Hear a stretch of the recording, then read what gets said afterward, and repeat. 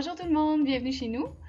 Aujourd'hui, je vous fais un petit tutoriel pour faciliter votre travail avec le logiciel Audacity. Je vais donc vous représenter les notions qu'on a vues en classe, mais là, vous allez pouvoir vraiment les regarder à votre vitesse en même temps que vous montez votre clip à vous. Allez voir juste le morceau que vous avez besoin. Comme ça va vous permettre vraiment d'aller chercher juste l'information que vous avez besoin. Donc, pour y arriver, moi, je vais travailler sur mon ordinateur portable avec mon deuxième écran ici pour vous montrer comment fonctionne Audacity et pour vous montrer les manipulations que je fais avec mon ordinateur. On a ici la deuxième caméra. Première Madame Piché, deuxième Madame Piché. Donc, vous devriez avoir une idée assez complète de toutes les manipulations que je vais faire. Et c'est parti!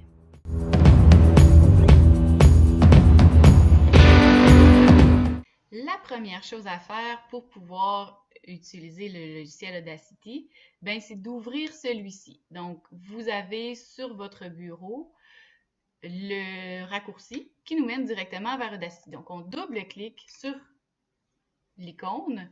Vous avez cette première page qui est là pour vous dire bienvenue. Donc, on peut simplement cliquer OK. Il n'y avait pas d'informations pertinentes pour nous jusqu'à l'instant. Donc, première étape, on doit enregistrer le clip audio. Vous reconnaissez ici les boutons qu'on retrouve sur la majorité des télécommandes. Donc, pause, play, arrêt, recul, avance et enregistrer. Les autres boutons importants qu'on va voir aujourd'hui, c'est l'outil de sélection, les loupes pour agrandir l'image, réduire l'image. On a ici l'outil de glissement temporel et juste au-dessus, l'outil de niveau, l'enveloppe de son qui va nous permettre de manipuler le son. On va aussi beaucoup utiliser la ligne du temps qu'on voit ici qui nous montre comment évolue notre projet en secondes.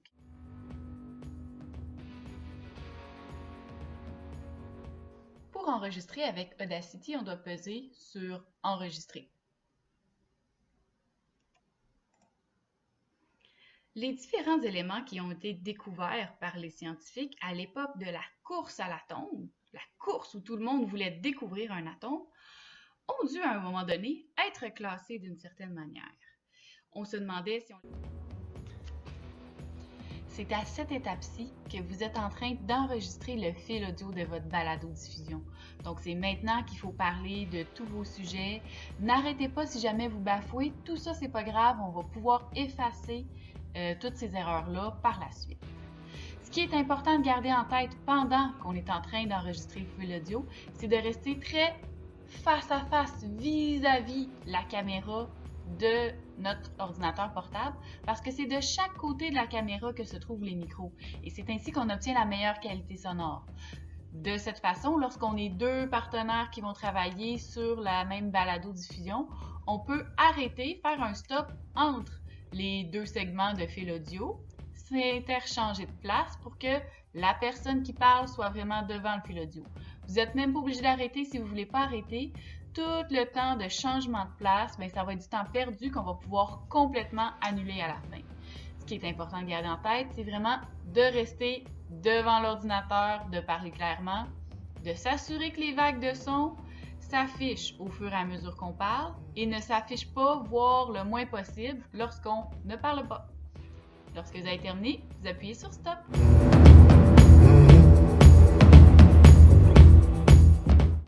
Une fois que j'ai terminé d'enregistrer mon clip audio, je dois maintenant le traiter. Enlever les petits moments où j'ai bafoué, ajouter le son. Voici ce qu'on va faire. Ici, au début de mon clip audio, on voit qu'il y a un long silence. J'aimerais ça enlever ce silence-là. Donc, je viens prendre l'outil de sélection. Je sélectionne toute la section que je veux enlever. Je viens dans Édition, Supprimer et raccorder. Et voilà, mon clip audio nomme plus maintenant ce silence un peu malaise du début. Maintenant, je voudrais créer du temps pour pouvoir mettre de la musique au début.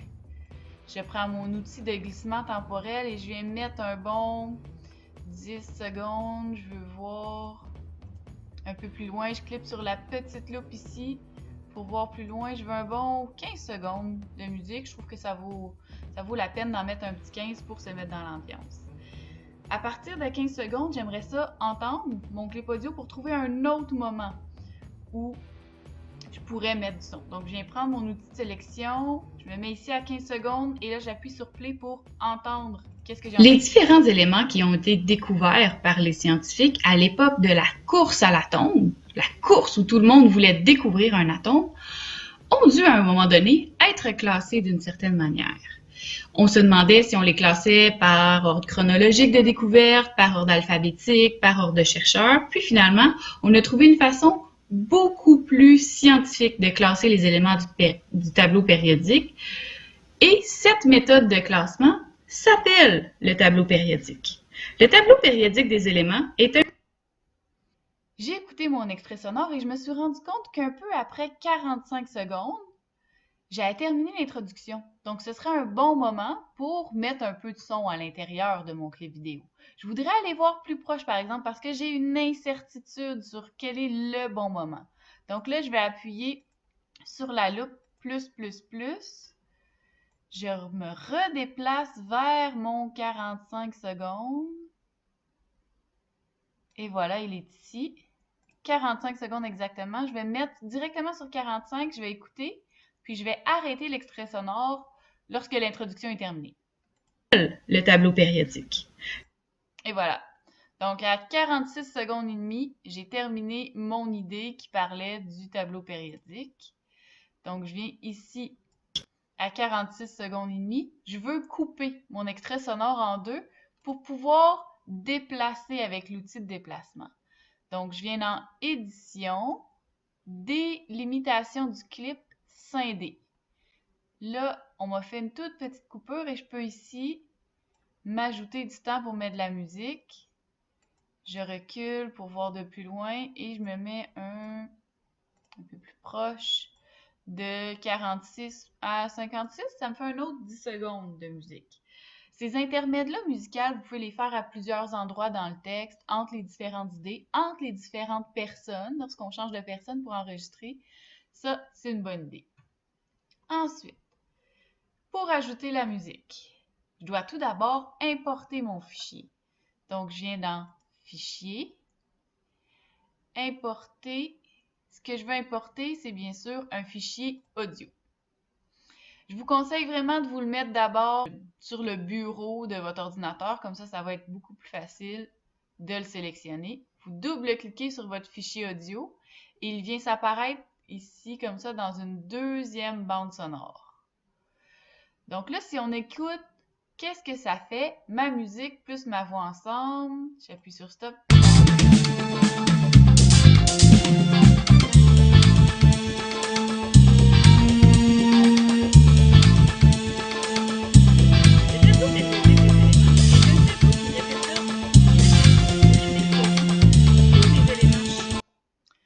Donc, ce qui s'est passé ici, c'est que ma voix est complètement camouflée par la musique de fond.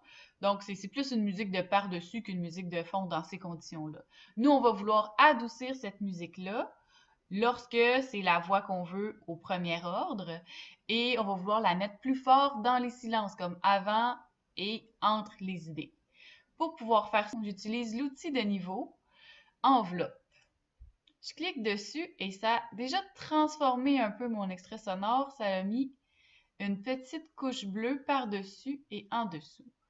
Donc, avec mon outil de sélection, je peux venir cliquer sur mon extrait sonore et là, ça me permet de mettre des petits repères qui me permettent de compresser un peu mon son. Je veux que ça parte tout doux puis qu'on ait un moment quand même où on a de la musique plus fort. Et puis que ça redescende lorsque je veux que ce qu'on entende en premier, c'est la voix. Pendant que je parle, là, un minimum de musique si vous voulez la laisser, sinon vous pouvez l'enlever. Dans mon deuxième intermède musical, je veux plus de musique plus fort, donc on va faire un petit crescendo et on va lui permettre de diminuer graduellement aussi lorsque la voix va revenir plus forte. Donc là, je veux entendre ce que j'ai fait. Je reviens en haut. Je vais prendre mon outil de sélection et je vais le placer à 0 parce que j'aimerais ça entendre mon extrait du début. Vous voyez, quand je le place à 0, il part tout de suite pour nous faire écouter l'extrait sonore. Donc, voici ce que ça donne.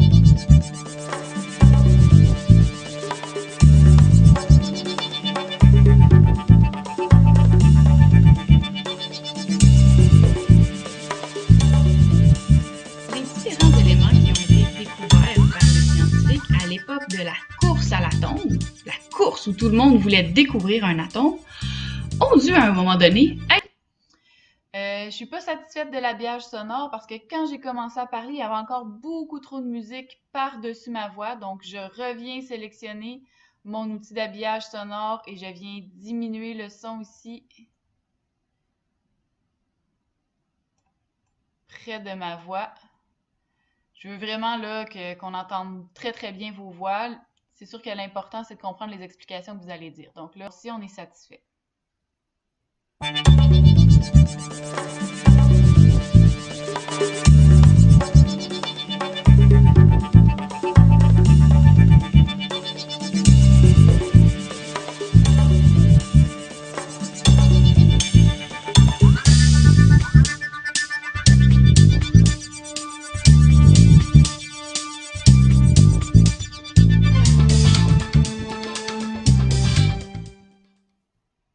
Les différents éléments qui ont été découverts par les scientifiques à l'époque de la course à l'atome, la course où tout le monde voulait découvrir un atome, ont dû à un moment donné être classés d'une certaine manière.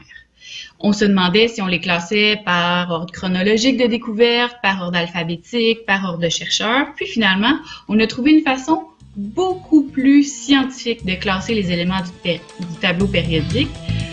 Et cette méthode de classement s'appelle le tableau périodique.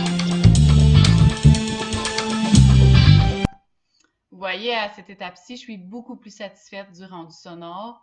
Je peux décider, par exemple, pour le reste de l'extrait audio, que je veux pas du tout de musique. Donc, je prends mon outil de sélection pendant que ma voix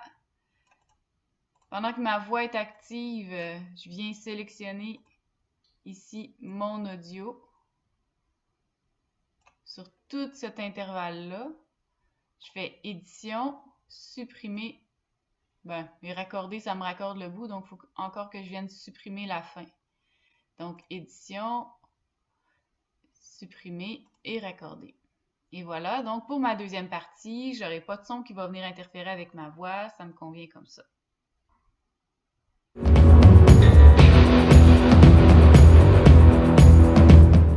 Une fois que j'ai terminé, que mon projet il est prêt à être soumis, je vais devoir l'exporter en MP3. Ce qui est important de comprendre à cette étape-ci, c'est que lorsque j'exporte mon fichier en MP3, après, je ne peux plus modifier mon son séparément de ma musique. Tout ça va devenir une seule bande sonore. Donc, comment est-ce qu'on fait lorsqu'on a terminé? On vient dans Fichier, exporter l'audio. Vous allez lui donner un nom. Moi, je l'ai appelé tableau périodique. C'est comme ça que j'avais appelé mon premier. Fait que tableau périodique-1, fichier MP3, enregistré. On me dit, attention, vos pistes seront mélangées. Je sais, c'est la dernière étape que je fais. Je dis oui. Nom de l'artiste, Madame Piché. Oups, Madame Piché. OK. Et mon fichier est en train de s'exporter comme un MP3 qui va pouvoir être écouté sur n'importe quel téléphone ou ordinateur. Là, je veux savoir où est-ce qu'il se trouve mon fichier. Je l'ai enregistré sur mon bureau. Donc, il se trouve ici, tableau périodique 1. Lorsque je veux l'écouter maintenant, mon ordinateur va m'ouvrir un logiciel de traitement de fichiers audio.